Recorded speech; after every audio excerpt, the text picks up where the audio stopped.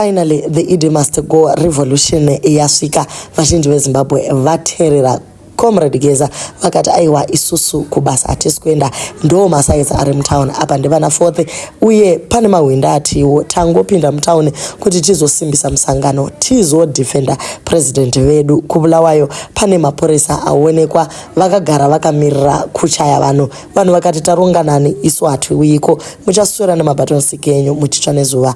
Welcome back to your channel. Please don't forget to like and subscribe. Iyi ndo inonzi peaceful demonstration guys, kungoti bodo stay away. Vari kusimbisa musangano vari kuti Geza is clueless. Pamwe chete naPato Njavha ari kutoti aiwa Geza haana kana plani. Unofunga kuti ungabvisa ID neinternet here? Kugara kwamaita kumba uku hazvitikonesi kuenderera mberi tichiburitsa maresources atiri kuda kuburitsa. But vamwe vari kuti aiwa kugara kwaitwa kumba vanoziva zveeconomics vari kuziva kuti economy iri kutonyura. Zvichingodaro vachibvayo nevamwe vakadaro varatidza security yavo pavanga vachisvika kumba kwavo payard vachiratidza kuti aya ndo masoja anova protector and hapana chavari kutya.